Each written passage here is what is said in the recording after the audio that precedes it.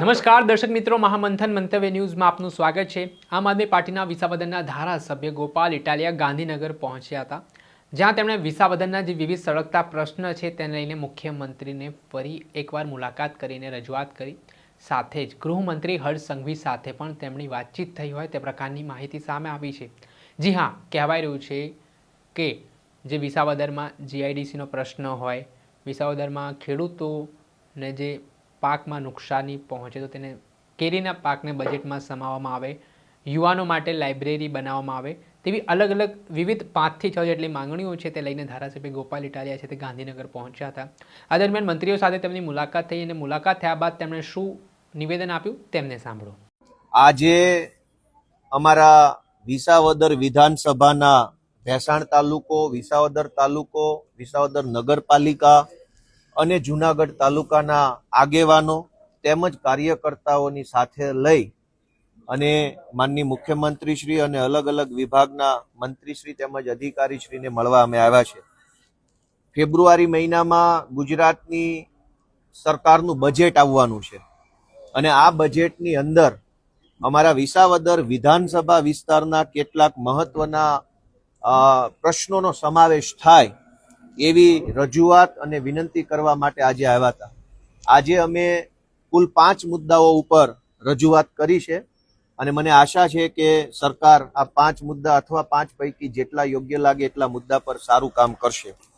અમારો ભેસાણ તાલુકો છે એ ઔદ્યોગિક રીતે ખૂબ ધીમે ધીમે આગળ વધી રહ્યો છે। અમારા ભેસાણના વેપારીઓ, મહેનતુ, ઉદ્યોગ સાહસિકો ધીમે ધીમે ભેસાણને ઉદ્યોગની દિશામાં આગળ લઈ જઈ રહ્યા છે। ખેત ઓજારો બનાવવા, ઓઇલ મિલો, ચપ્પલ બનાવવાના કારખાના, સ્ટીલ મેન્યુફેક્ચરિંગ, ફૂડ પ્રોસેસિંગ, કાજુ પ્રોસેસિંગ યુનિટ, અમારા ભેસાણમાં ખૂબ એવા બધા કારખાનાઓ આવ્યા છે, પરંતુ એક જીઆઈડીસી નથી।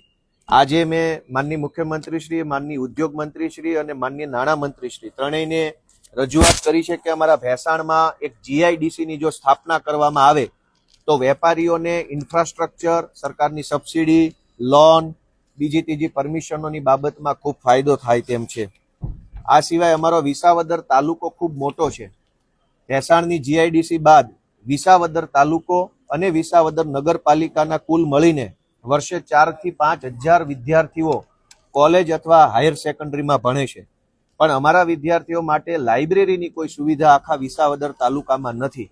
એટલે આજે મેં સરકારને વિનંતી કરી છે કે જે બજેટ આવે છે એમાં અમારા વિસાવદર માટે એક સારી આલિશાન લાઇબ્રેરીની જો મંજૂરી આપવામાં આવે તો અમારા વિસાવદરના વિદ્યાર્થીઓને આગળ વધવામાં ખૂબ મદદરૂપ બની શકે તેમ છે।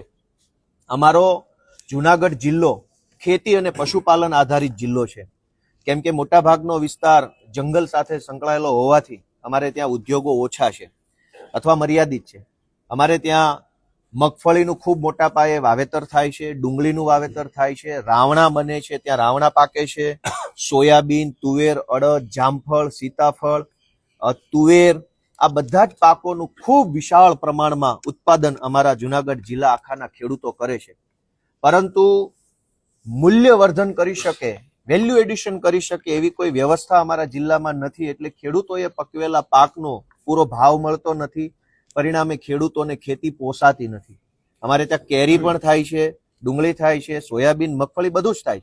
જો મગફળીનું તેલ કાઢી અને ત્યાં વેચી શકવાની વ્યવસ્થા ઊભી થાય, કેરીનો રસ બનાવી અથવા ડિહાઇડ્રેશન કરવાની વ્યવસ્થા ઊભી થાય, ડુંગળીનું ડિહાઇડ્રેશન કરવાની વ્યવસ્થા ઊભી થાય, સોયાબીનનું દૂધ કે સોયાબીનનું તેલ બનાવવાની વ્યવસ્થા ઊભી થાય, મિલ્ક પ્રોડક્ટ બનાવવાની વ્યવસ્થા ઊભી થાય, કોલ્ડ સ્ટોરેજો બને, સીડ ફાર્મિંગ થાય, આ બધી જો એગ્રો બેઝ ઇન્ડસ્ટ્રીઝની સ્થાપના જૂનાગઢમાં થાય તો ખાલી જૂનાગઢ જિલ્લામાંથી જ ખૂબ સારી રીતે ખેત પેદાશોનું પ્રોસેસિંગ કરી અને આખા ગુજરાતને સારામાં સારી ક્વોલિટીની વસ્તુઓ પૂરી પાડી શકાય એમ છે। આજે મેં રજૂઆત કરી છે કે અમારા જૂનાગઢ જિલ્લામાં food processing unit, cold storage, dairy plant, તેલની મિલ, સીડ પ્રોસેસિંગ, આ વગેરે પ્રકારના યુનિટ્સની સ્થાપના કરી અને ખેડૂતોએ પકવેલા પાકનું મૂલ્યવર્ધન એટલે કે વેલ્યુ એડિશન થાય એવી એગ્રો ઇન્ડસ્ટ્રીઝની સ્થાપના કરવા માટે બજેટની અંદર જોગવાઈ કરવામાં આવે એવી રજૂઆત કરી છે।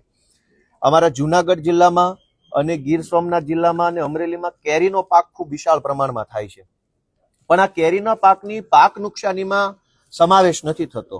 અન્ય જે જીરાયત પ્રકારના પાક છે એનો પાક નુકસાનીમાં સમાવેશ છે, પણ કેરીનો પાક નુકસાનીમાં સમાવેશ નહીં હોવાના કારણે કેરી પકવતા ખેડૂતોને દર વર્ષે ઘણું નુકસાન થાય છે. ક્યારેક માવઠાના કારણે, ક્યારેક અતિવૃષ્ટિના કારણે ફાલ ખરી જાય, ક્યારેક સોનમાં ખાવે, જીવજંતુ આવી જાય અને કેરીના ફાલને નુકસાન પહોંચાડે છે. આજે મેં રજૂઆત કરી છે કે કેરીના પાકનું પણ પાક નુકસાનીની અંદર સમાવેશ કરી અને જ્યારે જ્યારે કેરીમાં નુકસાની આવે ત્યારે ખેડૂતોને વળતર ચૂકવવાની વ્યવસ્થા થવી જોઈએ. આ સિવાય પાંચમો પ્રશ્ન જે બહુ ગંભીર પ્રશ્ન છે, આમ તો આખા સૌરાષ્ટ્રનો, જામનગર, દેવભૂમિ, દ્વારકા, રાજકોટ ગ્રામ્ય, જુનાગઢ, ગીર સોમનાથ અને અમરેલી આટલા જિલ્લાઓનો પ્રશ્ન છે, પરંતુ મેં મારા મત વિસ્તારના ઉદાહરણો લઈ અને માનનીય મંત્રીશ્રીને રજૂઆત કરી છે કે સીમ વિસ્તારમાં જે ખેડૂતો ઘર બનાવીને રહેશે, પોતાના વાડીએ, પોતાના ખેતરમાં ઘર બનાવીને રહેશે, એમને 24 કલાક વીજળીનું કનેક્શન આપવામાં આવતું નથી.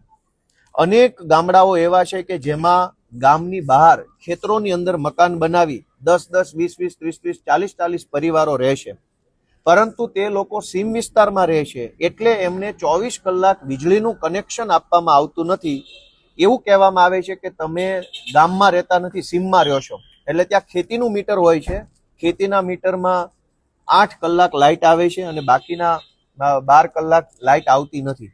એટલે સીમ વિસ્તારમાં ઘર બનાવીને રહેતા અમારા ખેડૂતો છે એને 24 કલાક વીજળીનું કનેક્શન ખેતરમાં મળે જ્યાં એને ઘર બનાવ્યું છે ત્યાં, એના માટેની મેં રજૂઆત કરી છે. કુલ આજે 5 મુદ્દાઓની રજૂઆત મેં કરી છે.